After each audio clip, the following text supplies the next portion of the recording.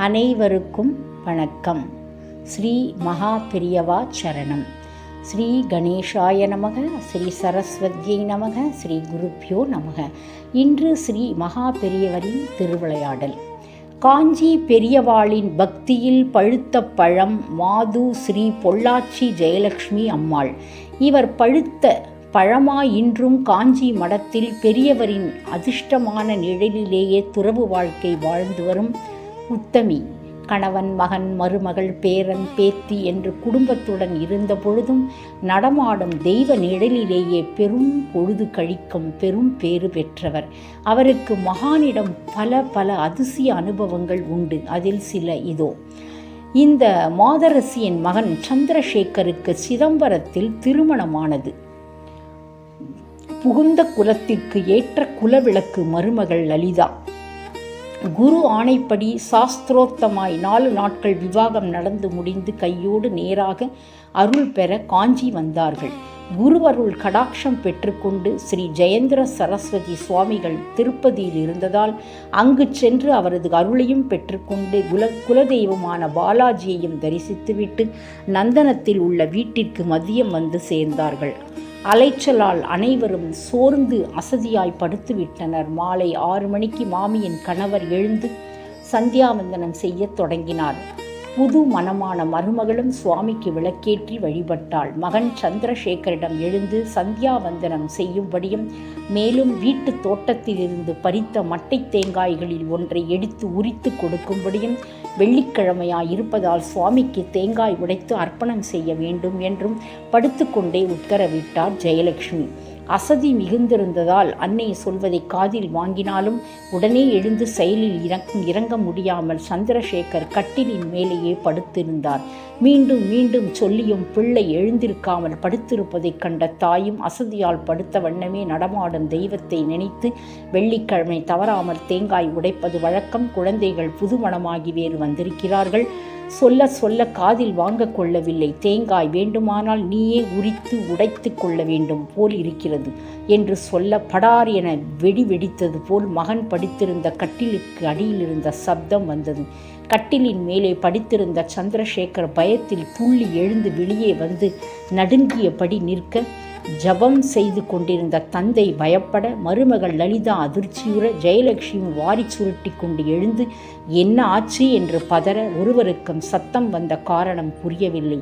பிறகு சத்தம் வந்த கட்டில் அடியில் பார்க்க, தோட்டத்திலிருந்து 1 வாரம் முன்பு போட்ட பச்சை தேங்காய்கள் மட்டையுடன் கிடக்க, அதில் ஒரு தேங்காயின் மட்டை மட்டும் வெடித்து இருந்தது. வெடி சப்தம் வர காரணம் தேங்காய் மட்டை வெடித்ததுதான். அனைவருக்கும் வியப்பு. எப்படி மட்டை வெடித்தது? ஜெயலட்சுமி மட்டும் அதை கையில் எடுத்து நடுவில் இருந்த தேங்காயை பீத்து எடுத்தபடியே, தேங்காய் உடைக்க வேண்டுமானால் நீயேதான் உரித்து கொடுக்க வேண்டும் என்று சொன்னதால் உடனே செய்து விட்டாய் போலும் என்றார். இப்படியாக மனதால் நினைத்து கொண்டதை உடனே நிறைவேற்றும் அதிசயமூர்த்தி பெரியவாள். பக்தை நினைத்ததை உடனே நடத்து காட்டிய தெய்வம் தான் சொன்னதையும் உடனே நடத்திய அதிசயம் உண்டு. கார்வேட் நகரம் என்ற இடத்தில் மகான் இருந்தபொழுது ஜெயலட்சுமி அம்மாள் தன் மாமியாரையும் அழைத்து போய் தரிசனம் செய்து வைத்தார். 10-15 நாட்கள் தங்கி தரிசனம் செய்தனர். அப்பொழுது காரடையா நோன்பு வந்தது. அந்த நோன்பையும் ஸ்ரீ கிருஷ்ணர் கோவிலிலேயே செய்தார். அப்பொழுது பெரியவாளை தரிசித்து விட்டு வரும் அடியவர்களுக்கும் தர வேண்டும் என்பதற்காக நிறைய அடைகளை செய்து வைத்து காத்திருந்தார். ஒருவருமே வரவில்லை. ஏமாற்றம் அடைந்த ஜெயலட்சுமி பெரியவாள் தரிசனத்திற்கு சென்றபோது அங்கு இருந்த வேதபுரி சாஸ்திரிகளிடம் ஏன் அடை சாப்பிட வரவில்லை என வினவினார். அவர் பெரியவர் போகக்கூடாது என்ற உத்தரவு செய்ததாக கூற, ஜெயலட்சுமிக்கு மிகவும் மன வருத்தம் ஏற்பட்டு அழுகை வந்துவிட்டது. ஏன் பெரியவா போகக்கூடாது என்று உத்தரவிட்டார்? தனக்கு தகுதி இல்லையா என்பன போன்ற பல விசாரம். இதை கண்ட மகான் அவரை அழைத்து, இன்று ஞாயிற்றுக்கிழமை சூரிய அஸ்தமனம் ஆகிவிட்டால் யாரும் எதுவும் சாப்பிடக்கூடாது என்று சாஸ்திர விதிப்படி யாரையும் சாப்பிட அனுமதிப்பதில்லை. நோன்போ மாலை 6:30 மணிக்கு மேல்தான். அதற்குள் சூரியன் அஸ்தமனம் ஆகிவிடும். அதனால்தான் அங்கு வந்து அடை சாப்பிடக்கூடாது என்று தடுத்தேன். இதுதான் காரணமே தவிர உன்னிடம் குறையில்லை என்று சமாதானம் கூறியவுடன் தான் ஜெயலட்சுமிக்கு சற்று நிம்மதி வந்தது. எனினும் மடத்தில் உள்ளவர்கள் அஸ்தமனம் ஆன பிறகு சாப்பிடக்கூடாதென்றால் தான் நோன்பு செய்து அடை சாப்பிட்டோமே, அது தப்பா என்ற சந்தேகம் வந்தது. அது பற்றி உடனே பெரியவாளிடம் கேட்க, நடமாடும் தெய்வமோ சிரித்துவிட்டு, சுமங்கலிகள் நோன்பு செய்ய வேண்டியது கடமை, நோன்பு செய்து பிரசாதம் சாப்பிடுவதும் நியாயம், எனவே நீ சாப்பிட்டது தவறில்லை என்று சொல்லிவிட்டு, சித்ரா பௌர்ணமியிலோ அல்லது சிவராத்திரியிலோ உன் மாமியாருக்கோ அப்பாவிற்கோ தவசம் வந்தால் என்ன செய்வாய்? சித்ரா பௌர்ணமியில் உப்பில்லாமல் விரதம் இருப்பார்கள், சிவராத்திரியிலோ நீர் கூட அருந்தாமல் உபவாசம். அப்படிப்பட்ட சமயத்தில் பித்தர்களுக்கு திவசம் வந்தால் உப்பு சேர்த்துதான் சமைக்க முடியும். சிரார்த்த சேஷத்தையும் சாப்பிட்டேதான் வேண்டி வரும். அது எப்படி தோஷமாகும் என்று விவரம் சொல்ல விளக்கம் கேட்ட ஜெயலட்சுமியே திருப்தியாய் இருந்தாலும் அதிர்ச்சியாகவும் இருந்தது. காரணம், மாமியார் அப்பா இருவரும் உயிருடன் இருக்க உதாரணத்திற்கு ஏன் அவர்களுக்கு திவசம் என்று சொல்ல வேண்டும் என்றுதான் தோன்றியது. போதாக்குறைக்கு மாமியார் வேறு 15 நாட்களாக பெரியவாளை தரிசித்து கொண்டு அங்கே இருக்க இப்படி ஒரு உதாரணம் கூறுவதன் அர்த்தம் என்ன?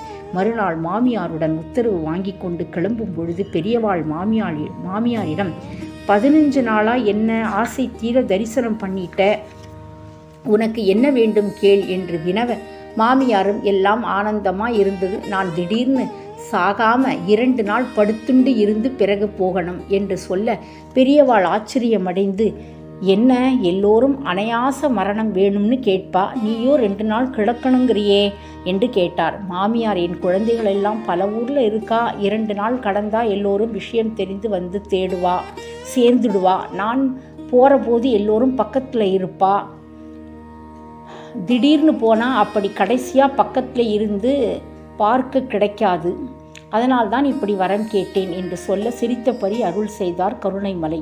சரி, மாமியாரின் கடைசி காலம் எப்படி இருக்கிறது என்று அறிய நமக்கு ஆவலாய் இருக்கும் அல்லவா? அதைவிட என்ன திதியில் போனாள் என்பதையும் அறிய மிகவும் ஆவலாகவே இருக்குமோ? தெய்வ வாக்கு பக்தியின் வரம் இரண்டுமே துல்லியமாக இருந்தது. சித்திரை மாத பௌர்ணமிக்கு 2 நாள் முன்பு படுக்கையில் விழுந்து சரியா சித்ரா பௌர்ணமி அன்று குருவடி சேர்ந்தார் மாமியார்.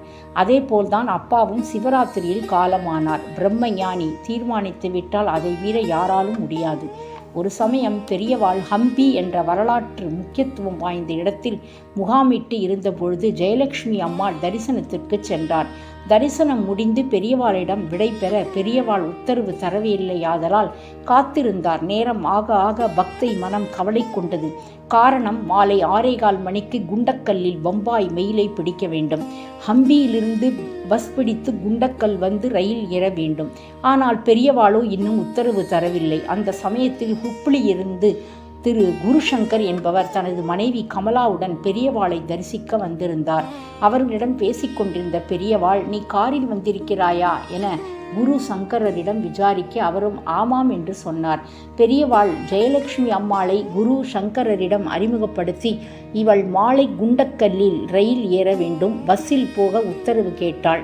நான் தான் காரில் சௌகரியமாய் அனுப்பலாம் என்று இருந்தேன். எனவே நீ காரில் போகும் பொழுது இவளை ஹாஸ்பிட்டலில் விட்டுவிடு என உத்தரவிட்டார். பெரியவாளின் இந்த உத்தரவினால் மிகவும் மகிழ்ந்த குருசங்கர் தம்பதியர் உத்தரவுப்படியே செய்வதாக கூறி ஜெயலட்சுமி அம்மாளை காரில் ஏற்றிக்கொண்டு பிரயாணமானார்கள். ஜெயலட்சுமி அம்பாளுக்கு கால் சற்று சரியில்லாததால் குருசங்கர் தம்பதியர் குண்டக்கல் வரை உடன் வந்து வண்டி ஏற்றி விடுவதாக பெரியவாளிடம் தெரிவித்து அதன்படி செய்தார்கள்.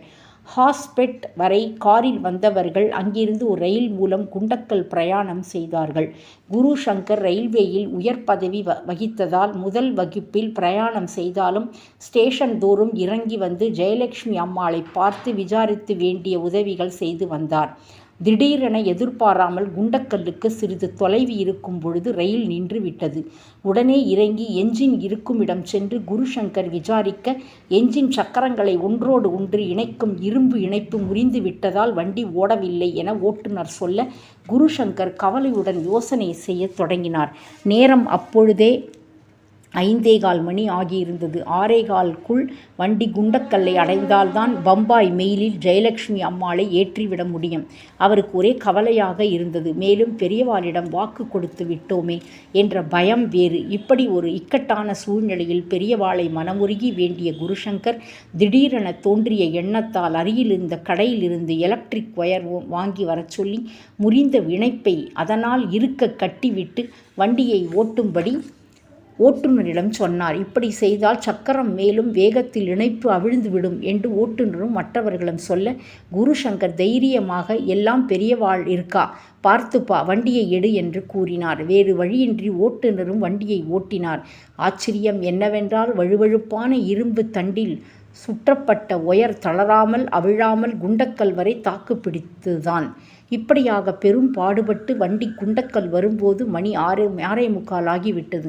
பம்பாய் மெயில் குண்டக்கல்லிலிருந்து கிளம்பி நகர ஆரம்பித்திருந்தது. இதை கண்டு செய்வதறியாது ஜெயலட்சுமி அம்பாள் குருசங்கர் தம்பதிகள் பெரியவாளை வேண்டி பிரார்த்தித்தார்கள். இங்கு பெரியவாள் அருள்படி வேலை செய்தது தெரியுமா? மெயிலை யாரோ செயின் புல் செய்ய வண்டி நின்று விட்டது.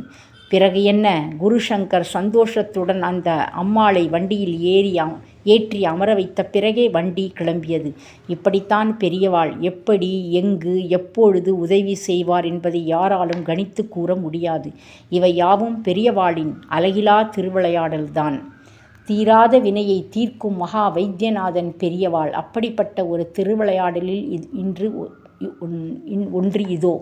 ஜெயலட்சுமி அம்மாளின் உறவினர் ஒருவர் சென்னை ஸ்டான்லியில் மருத்துவராய் பணிபுரிகிறார். அவருக்கு ஒரு பெண் குழந்தை பிறந்தது. ஆனால் மகிழ்ச்சி அடைய முடியாமல் உடலில் இரத்தம் கசிந்து கொண்டு பார்ப்பதற்கு மிகவும் பயமூட்டும் தோற்றத்துடன் இருந்தது. மருத்துவ நிபுணர்கள் எல்லாம் சோதனை செய்துவிட்டு லட்சத்தில் ஒரு குழந்தை இப்படி பிறக்க வாய்ப்பிருக்கிறது என்று கூறினார். அதோடு இக்குழந்தை 1.5 மாதம் உயிர் வாழலாம் என்றும் தெரிவித்தனர். இந்த நிலையில் பெற்றோர்கள் குழந்தையுடன் காஞ்சி வந்து பெரியவாளிடம் தஞ்சம் அடைந்தனர். குழந்தையை அருள் விழியால் நோக்கிய மகான் காஞ்சியில் உள்ள வெண்குடி டாக்டர் என்ற பக்தரை வரவழைத்து குழந்தையை பார்க்குமாறு சொல்ல, மருத்துவரான அவரும் பார்த்துவிட்டு முன்பு சொன்ன மருத்துவர்கள் சொன்ன விதமே கருத்து தெரிவித்தார். உடனே பெரியவாள், அப்போ என்ன சொல்ற, குழந்தையை பிழைக்க வைக்க முடியாதோ என வினவ, டாக்டர் மருத்துவ ரீதியாய் முடியாது, ஆனால் சர்வேஸ்வரான பெரியவாள் நினைத்தால் முடியும் என பதில் உரைத்தார். பெரியவாள் அவரை அனுப்பிவிட்டு குழந்தைக்கு கல்கண்டு பிரசாதம் கொடுத்தார். பிறகு அவர்கள் பக்கம் திரும்பி சென்னையில் செய்து வரும் மருத்துவத்தையே தொடரச் சொல்லி ஆசி வழங்கினார். பிறகு சொல்லவும் வேண்டுமா, கருணாமூர்த்தியின் கடையை விழி பெற்ற அந்த அபூர்வ குழந்தை மதுமதி குணமாகி வளர்ந்து இன்று பட்டப்படிப்பு படித்து நடனம் முதலே கலைகளிலும் தேர்ச்சி அடைந்து அமோகமாய் இருக்கிறார். யாராலும் எதனாலும் செய்ய முடியாததை கூட சுலபமாக சாதிக்கும் பராசக்தி அன்றோ நம் பெரியவாள். அவர் நினைத்தால் விதியையும் கூட மாற்ற முடியுமே. இத்துடன் இன்றைய அத்தியாயம் நிறைவு பெற்றது. நன்றி, வணக்கம்.